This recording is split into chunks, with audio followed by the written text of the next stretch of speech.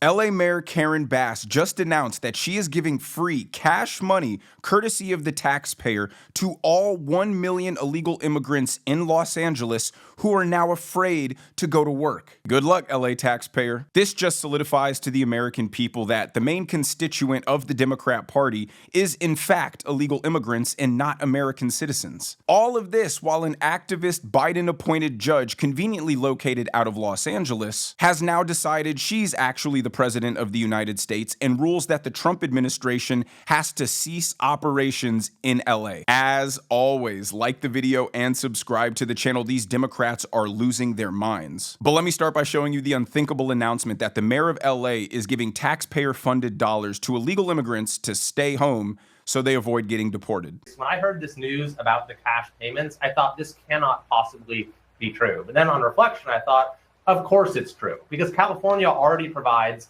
the most generous benefits for illegal immigrants of any state by far. Newsom has driven Medicaid insolvent by giving out free comprehensive benefits for everyone. And now Bass is giving out these free cash cards. And apparently one of the ways you can get one is if you're too afraid to go into work. Well, number one, this fear, to the extent that it exists, is largely driven by Karen Bass and Gavin Newsom, who have purposely incited fear and driven these rioters into a state of frenzy.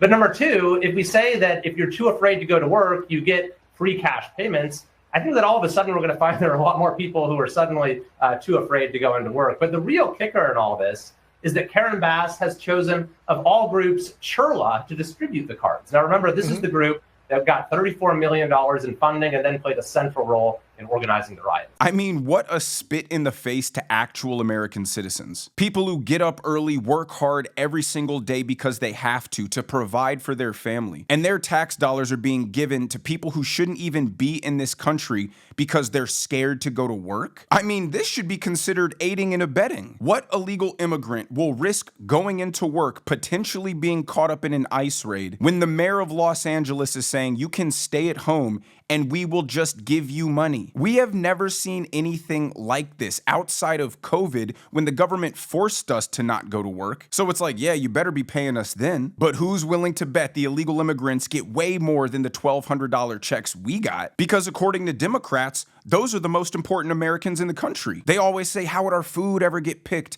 How would our houses ever get built? They make it seem like illegal immigrants are the sole reason the United States is a world superpower. They built this country, not us. Los Angeles is stolen land, don't you remember? All of this blatant preferential treatment is largely why people got so fed up with illegal immigration in the first place. The Democrats never learned from their mistakes. The residents of Los Angeles just saw their city burn to the ground less than a year ago. And what is their government spending their money on? Not fire preparedness, no. Giving free money to illegal immigrants so they can stay home and not go to work. I mean, if Californians refuse to elect these idiots out of office, they deserve everything that they get. But now on to the other equally as stupid development of the day. An activist Biden judge deciding that ICE can't operate within Los Angeles. $100 for anybody who can say this judge's name. Fox is told that federal judge Mame Awusi Mensah Frimpong, a Biden appointee, has written a tentative order that will potentially block the Trump administration, DHS, from carrying out some of the most controversial parts of its immigration sweeps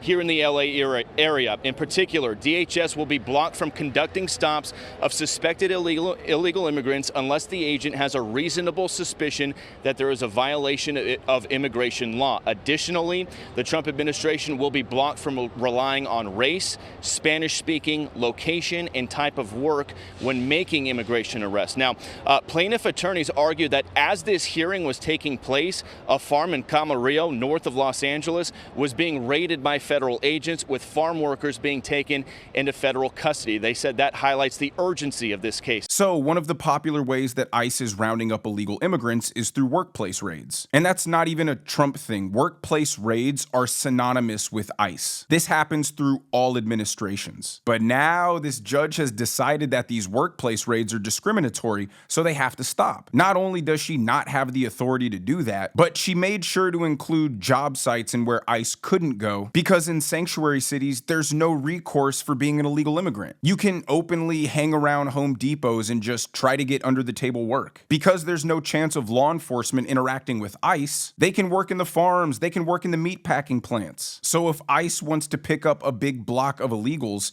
it makes sense that they would go to a spot where they have intel that many of them work. But here's Karen Bass, who claims that Donald Trump is the unconstitutional one, celebrating this unconstitutional ruling by this judge. We have seen lower courts side, frankly, with a lot of the Democratic officials on some of these immigration issues.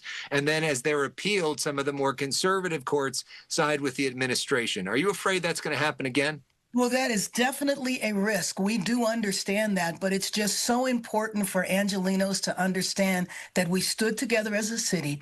We peacefully protested, because that is critical, and we used all of the tools in our democratic toolbox, and that was the courts. And lastly, is there, because I'm concerned when I see what's happening, that somebody's going to get seriously hurt when you see the tension on one of the sides. I mean, could be an ICE agent, could be somebody in the streets. Is there a way to cool down the temperature here? Is there a deal maybe to be made on sanctuary cities? Is there some negotiation behind the scenes with you and the administration to try to take things down a notch? Well, you should know, and you know me, I'm always willing to talk. I'm always willing to have a discussion. But the way you cool down the temperature is you stop what you are doing. The fact that she knows this decision will likely get overturned in a higher court shows you everybody involved in this judicial tyranny knows what they're doing is unconstitutional and wrong. Like every case that's made it up to the Supreme Court, Donald Trump has won. The only time they ruled against him was in the case of Abrego Garcia, and that wasn't even on the legality of an executive order. That was over a slight, minute administrative error where they could deport him, just not to Venezuela. That was just a slight, minute administrative error. They had every legal authority to deport Abrego Garcia, they just couldn't send him to El Salvador, where he went. And the Supreme Court wasn't there to decide the severity of this administrative error, just that one occurred and needed to be rectified. Other than that, Trump is batting 1,000, and that should let people know what's going on in these lower courts isn't just unconstitutional, it's unserious. They know nothing's gonna stick. Their goal is to just be annoying, and there should be consequences for these judges abusing their power, issuing unconstitutional rulings and blocks and stays and injunctions, only for them all to get overturned, but annoyingly halt the operations of the federal government for a month. If they're allowed to do that, then the role of the president is meaningless. But this ruling occurred because the LA mayor was furious the other day when the National Guard rolled through MacArthur Park to clean it up. Here's what that looked like.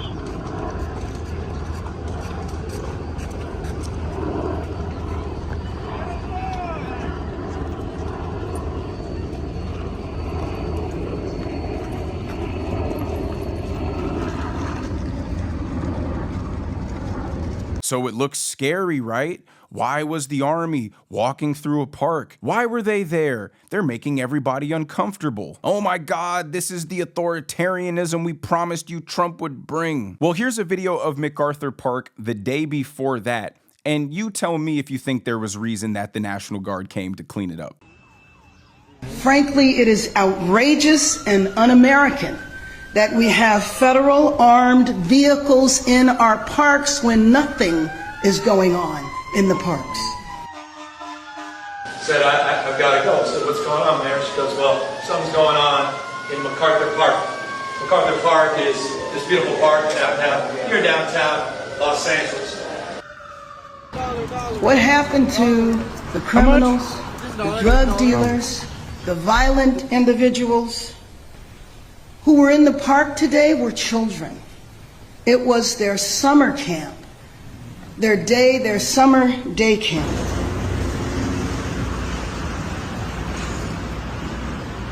So because Los Angeles is a lawless hellhole, placating as some sunshine and palm trees, it's all cool, man. Hippie, liberal, warm, fun, relaxed paradise. The reality is Los Angeles's unwillingness to enforce just basic, decent laws have turned MacArthur Park into a giant fentanyl drug den where people are openly selling heroin, meth, fentanyl, and smoking it and shooting up right there in the park. Crime is rampant and it's a dangerous place right in the middle of the city. But Karen Bass and Gavin Newsom would have you believe, oh, these National Guard members were interrupting families having picnics, children playing, peace, love, and happiness was in the air, and Trump's goons just came and scared everybody. Because they're compulsive liars who refuse to accept accountability. Their Marxist liberal fairy tale policies have destroyed Los Angeles and the state of California. But here's Stephen Miller taking a shot at all the dysfunction happening in Los Angeles. It's a crime. And again, another example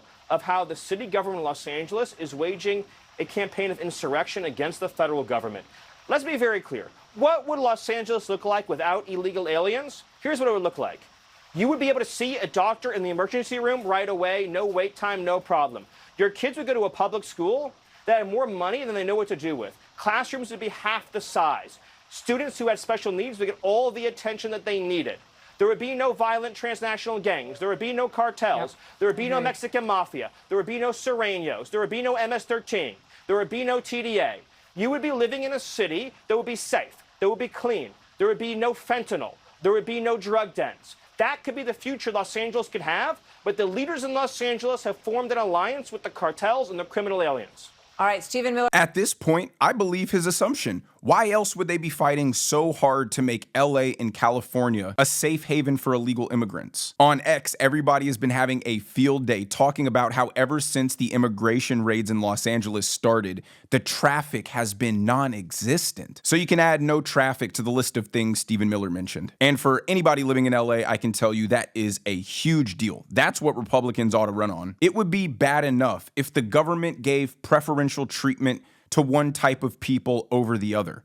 And that's why Americans rejected DEI so profusely. But it's even worse. It's unconscionable that the group of people they're picking to prioritize are not even their own citizens. They think they're making the compassionate argument that, oh, these people do hard, dirty jobs for slave wages, so that's why we should keep them here. They're arguing to strip these people of all dignity. We're arguing to give them dignity. If these people are so impressive, they're so consequential, they built the United States, they're the reason it's running today. Well, let's send them back to their home, and they can make the place that's so bad that they had to run away from it into a utopian paradise. And then they'd be free of all the systemic white supremacy that occurs in America. It's like the Democrat platform is to simultaneously hate on America for being evil and awful, but then argue till they're red in the face why illegal immigrants, people who are supposed victims of this institutional oppression, have the right to stay in this country. Somebody make it make sense to me, because I don't get it. My dad always said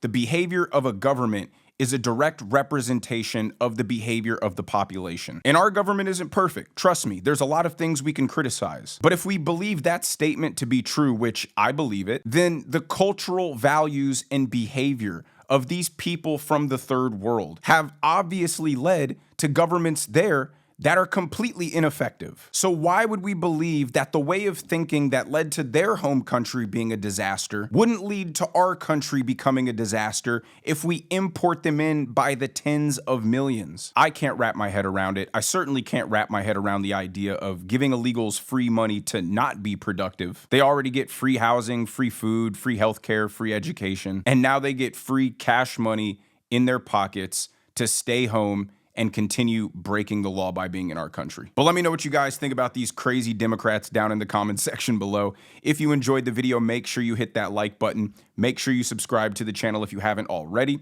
Turn on the notification bells so you never miss a video. And I will see you guys in the next one.